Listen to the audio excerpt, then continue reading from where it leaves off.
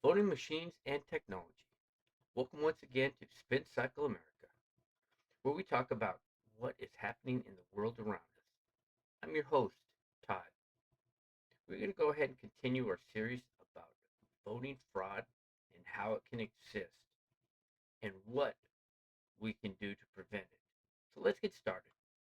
Hey everyone, again, welcome to day 4 of our 6-day series on election integrity under scrutiny. We've covered fraud basics, foreign interference, and ballot or mail-in ballot so far. Today we're going to go ahead and talk about voting machines and technology.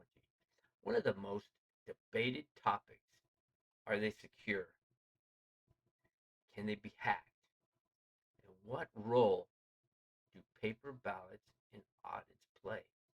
We'll look at the vulnerabilities, documented issues, and what actually protects our votes.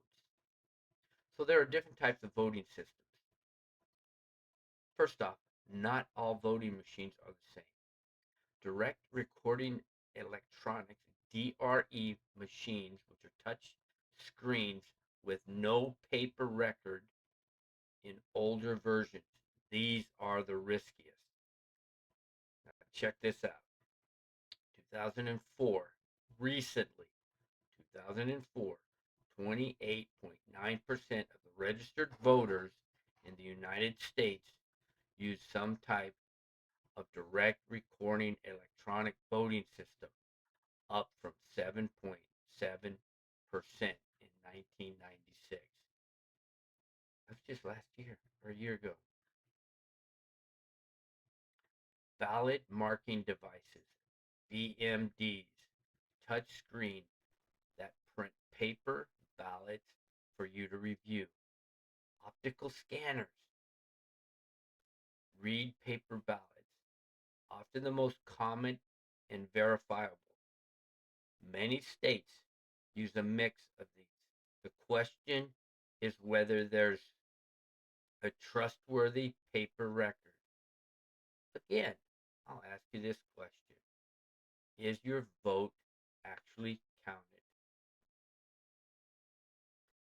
Real vulnerabilities. Voting equipment can have problems. Outdated software and operating systems. Some still run on the old Windows versions, kind of like our plane systems uh, used to run on that, but now they're starting to get updated software equipment.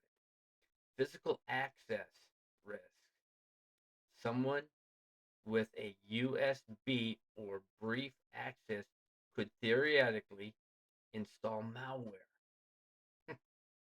Just imagine how that can mess up your day.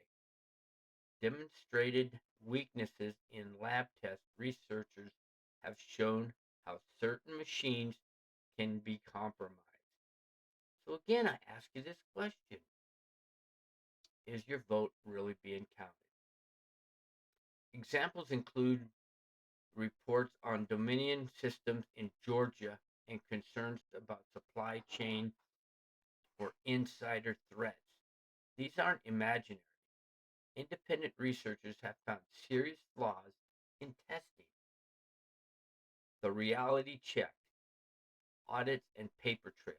The good news is, and yes, that is kind of funny, there is good news in all this.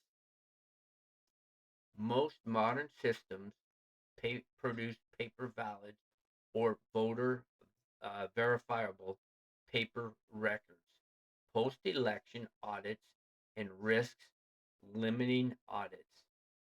Compare machine counts to hand counts of paper. In close races or statewide, these catch discrepancies, or they're supposed to.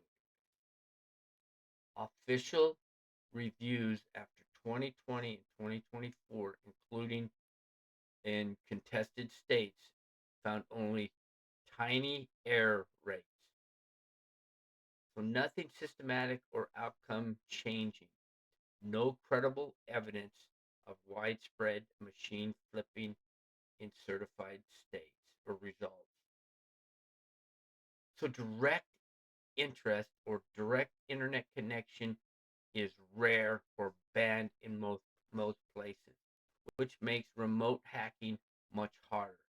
This should make you feel a little bit better that the systems cannot be hacked.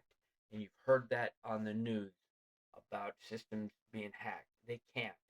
It's very hard for them to be hacked. The only thing that could happen is on the old systems, they were using it, that they could come in and put a malware system in there or put malware in there. So reforms that could help, and here's what could work. Require paper ballots everywhere, mandatory risk limiting audits after every election, regular security testing and certifications, air gapping machines, no internet, transparent source code review where possible, plus when do verifications or checks and balance. So have two people do the checks when you're checking it, when you're verifying.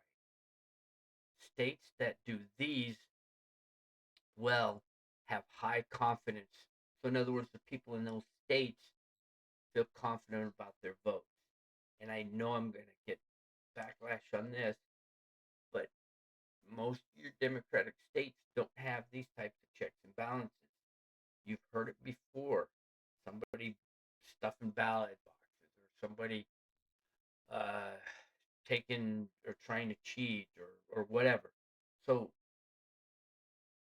you need to double check your, um, the debate should focus on upgrading old equipment and universal paper, plus audits and conspiracy claims without proof.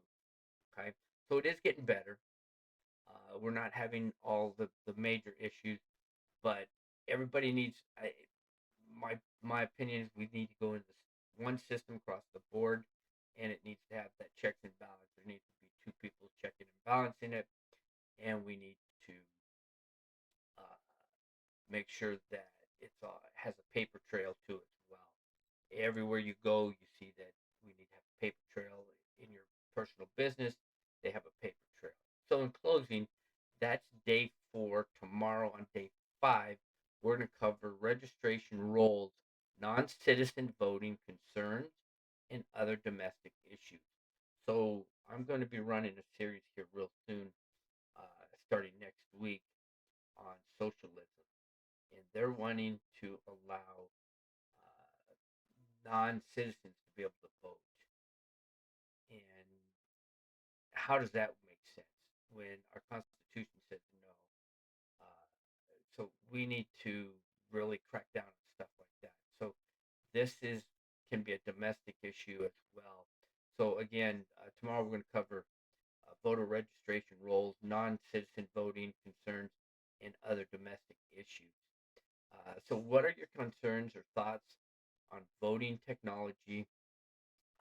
Put your comments with resources below. Subscribe and hit the bell. Sources and descriptions are located below as well.